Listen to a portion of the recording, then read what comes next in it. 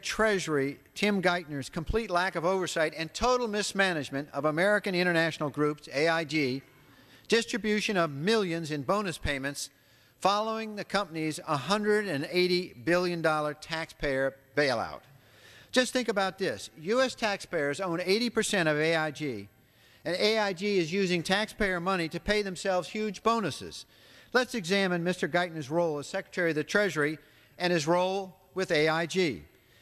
Mr. Geithner, as we will recall, was President of the Federal Reserve of New York prior to becoming Secretary of Treasury in January of this year.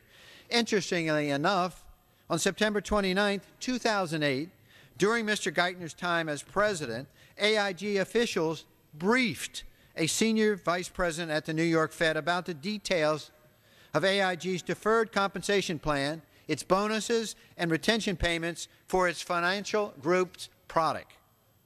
AIG emailed the New York Fed official copies of its compensation plans. Mr. Geithner was president of the New York Fed at the time the bank knew about the bonuses, and yet he maintains, quote, that he was not appraised of the specifics. Please, Mr. Secretary, just admit you knew about the bonuses and you're just trying to protect your friends on Wall Street at taxpayers' expense. Now let's fast forward to March of this year. Mr. Geithner is now Secretary of the Treasury, and the news breaks to the American people about AIG, the company that's too big to fail, remember that they need $180 billion in taxpayer bailout. They'd be distributing about $165 million in retention payments to employees of its financial products subsidiary. Now, this unit, remind everybody, this unit, of course, is the same entity responsible for writing the credit default swap policies that contributed directly to the company's near collapse. Yet again, we have Secretary Geithner claiming that he only found out about the AIG bonuses on March 10, 2009, just 3 days before they were paid. Please, Mr. Secretary, if a company is in bankruptcy, you don't give out bonuses.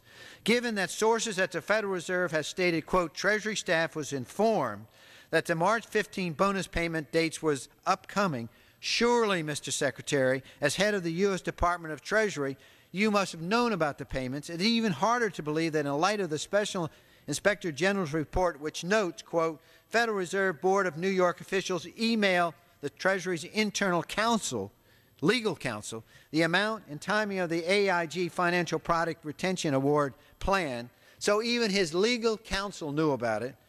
Mr. Speaker, everybody at the Federal Reserve knew about the AIG bonus issue, and officials at the Treasury surely knew. Yet somehow, the head of our Treasury Department and former head of the New York Fed at the time of the AIG bailout said he was completely in the dark. Please, Mr. Secretary, just admit you knew all about the bonuses. Mr. Borowski's audit concludes, quote, this, coupled with Treasury's subsequent limited communication with the Federal Reserve Board of New York with respect to executive compensation, has meant that the Secretary, the Treasury, invested $40 billion of taxpayers' funds in AIG, designed AIG's contractual executive compensation restrictions, and helped manage the government's majority stake in AIG for several months, all without having any detailed information about the scope of AIG's very substantial and very controversial executive compensation obligations? Please, Mr. Secretary. It should also be noted that the former Secretary Paulson was also complicit in the AIG bonus mismanagement. It was under Mr. Paulson's watch, after all, that the government acquired this huge stake in AIG in the first place. And it was Mr. Paulson's decision to bail out AIG, which happened to owe billions to Goldman Sachs, while subsequently letting Goldman Sachs' main competitor, Lehman Brothers, fail. The American people were rightly outraged when they found out that AIG would be paying out millions in bonuses despite needing $180 billion taxpayer bailout. But it doesn't stop there. The audit also revealed that even kitchen assistants and elevator operators got bonuses over $7,000. So clearly not all of the AIG bonuses were contractually obligated, as the company's executives claim. The headaches just keep coming.